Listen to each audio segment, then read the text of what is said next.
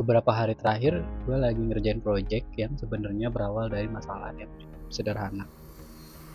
Gue butuh webcam buat making. Tapi daripada install aplikasi webcam pihak ketiga, gue malah kepikiran buat nyoba bikin sendiri pakai Flutter. Target gue sederhana. HP jadi kameranya, Mac tinggal nerima videonya secara real time. Kedengarannya gampang, tapi begitu mulai dikerjain, ternyata ada banyak rintangan. Setiap frame kamera harus diambil, dikompres, dikirim, diterima, lalu ditampilkan lagi. Dan semuanya harus cukup cepat supaya tetap terasa real time. Di sisi HP, gue bikin kliennya pakai Flutter dan plugin kamera. Tapi gue gak ngirim gambar mentah dari kamera karena ukurannya terlalu besar buat dikirim langsung. Jadi gue usahain ambil format JPG bawaan langsung dari kameranya biar lebih ringan. Tapi kalau HP-nya gak support, frame mentahnya bakal gua kompres manual jadi JPG dengan kualitas 65%.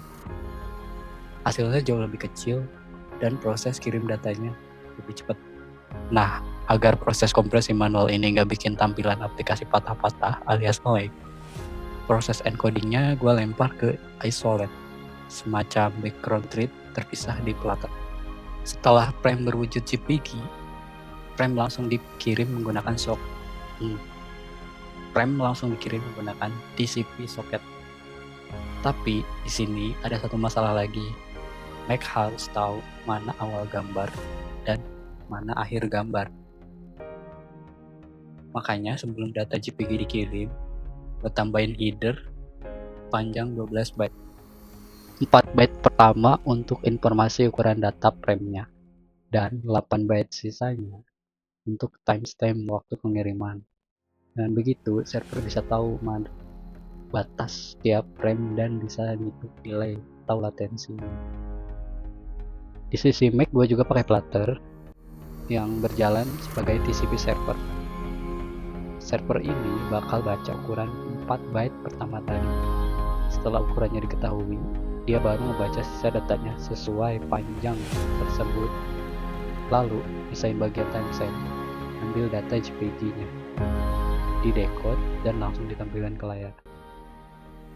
Project ini awalnya cuma buat kebutuhan pribadi, tapi ternyata selama proses pembuatannya gue jadi belajar banyak hal teknis, mulai dari image processing di Flutter, komunikasi TCP socket, sampai gimana caranya ngejaga latensi agar tetap rendah. Masih banyak yang pengen gue optimasi, mulai dari performa, frame rate, sampai kualitas gambar. Kalau nanti ada perkembangan baru dari aplikasi ini, pasti bakal gue dokumentasiin lagi.